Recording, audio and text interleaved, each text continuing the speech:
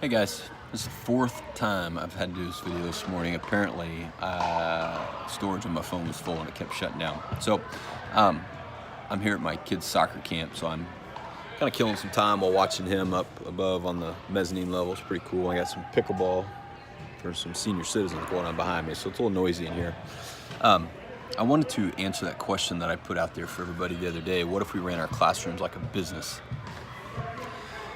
And the responses I got from that were exactly what I thought I was going to get. How can we do that? We don't have the money for that. Are we going to pay kids for grades? We treat them like employees. There were some, I really liked that idea. And that's exactly what I thought I was going to get, and that's not at all what I meant. Here's what I mean by that. Think of yourself as a small business owner, or check that. Think about your favorite small business that you walk into, whatever it is, whether it's a florist, maybe there's a good place in your town that you like to go get the flowers for your wife or for work or for your husband, whatever the case is. And why is it that you go back there?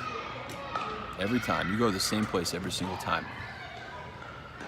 Quality of the product, customer service, and just the experience that you have out of that. Those are the things that those are the reasons you're gonna come back time after time.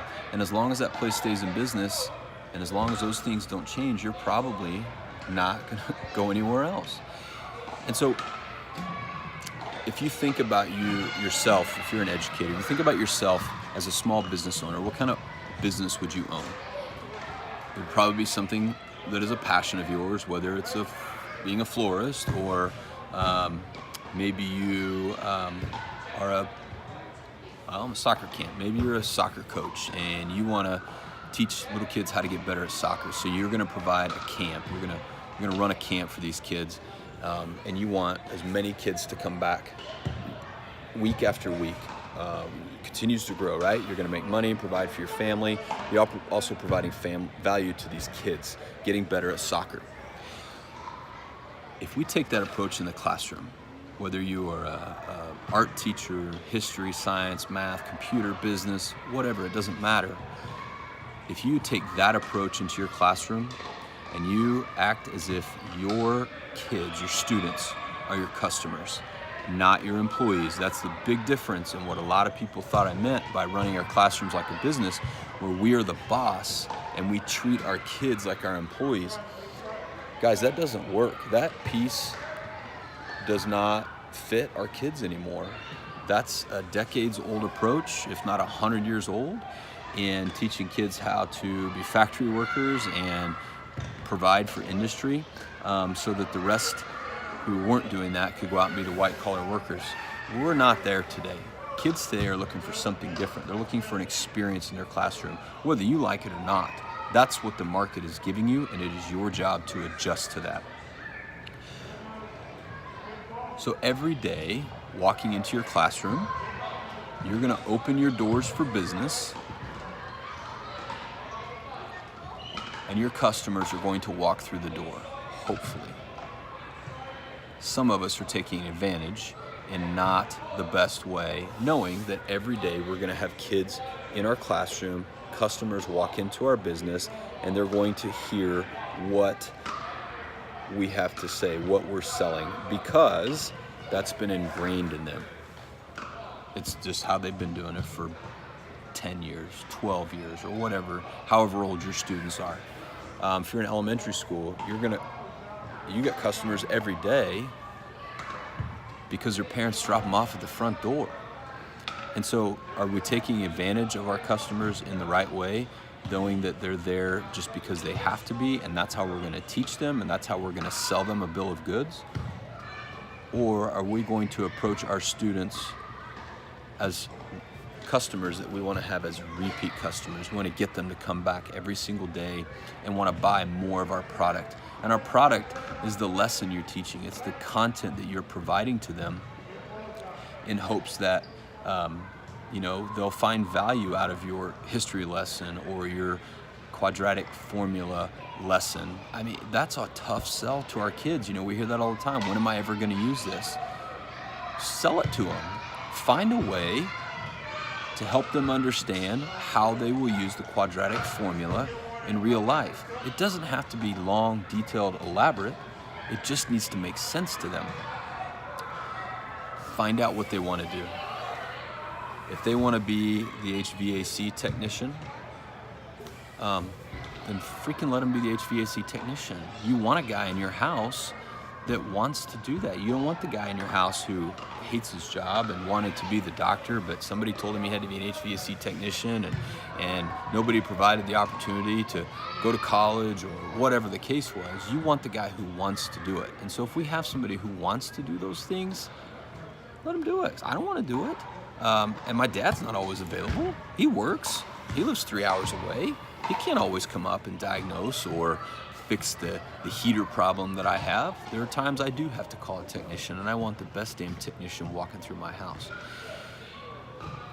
So, kind of back to that, obviously there's a lot of content on this. There's a lot of opportunity to talk about how to do this correctly, but let's talk, come back to that question, what if we ran our classrooms like a business? Here's the big question I have for you. If you ran your classroom, if your classroom were a small business today, and you started it in August, would your small business still be open and profitable? I think that's a great question that we need to ask ourselves every day. If we treat our classroom like a business, and we're the small business owners, and our kids walking through the door, our customers or our clients, are they going to want to come back tomorrow? And guys, I'm not saying like, you give every customer 50% off when they walk through, because that's not profitable either. You've got to make $1. You've got to make enough money to feed your family and pay the bills and put that roof over your head. So your profit's the outcome of those kids. And that doesn't mean giving stuff away. It doesn't mean giving them an A. That means having them earn the A. The emotional quotient that comes from that, the EQ, is that high enough that you're building a profit, you're creating a profit from your kids within your own classroom, within that small business. So that's what I mean by what if we ran our classrooms like a business? Again, it's not paying kids with money for A's and B's. It's not providing a grade for kids doing a chore or a task in your classroom. It requires no money. There's another frustration level for me when we talk about budgets and finances and education, and we talk about how there's no money in education. That's a whole nother topic for me, and I'm not really trying not to get started on that today. But what I'm talking about provides no capital, or it requires no capital. It requires nothing else from you other than paying attention to your kids, to your customers as they walk in. What is it they need, and how can you provide that service?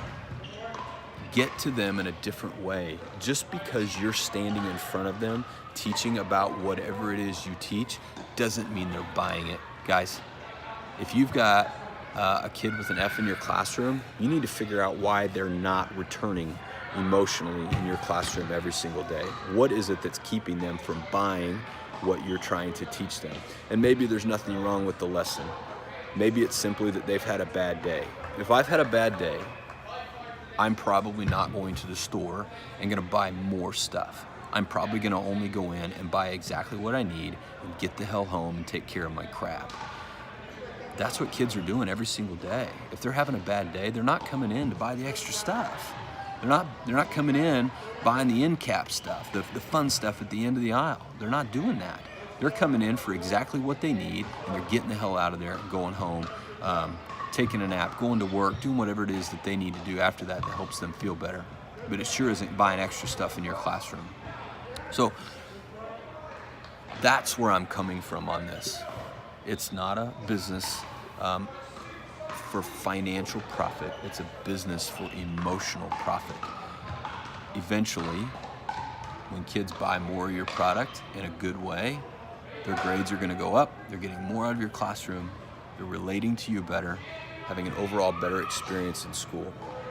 So think about that in your classroom, and how can you provide that in your setting, in your classroom. If you're a building leader, how can you provide that in your building?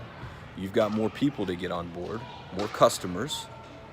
You've got to provide better customer service for a lot of people. And so that's where I'm at with that.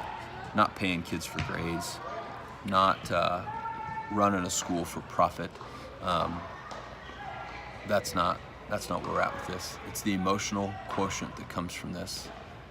How can you run your classroom like a profitable business and build on the relationships and the emotional quotient for kids?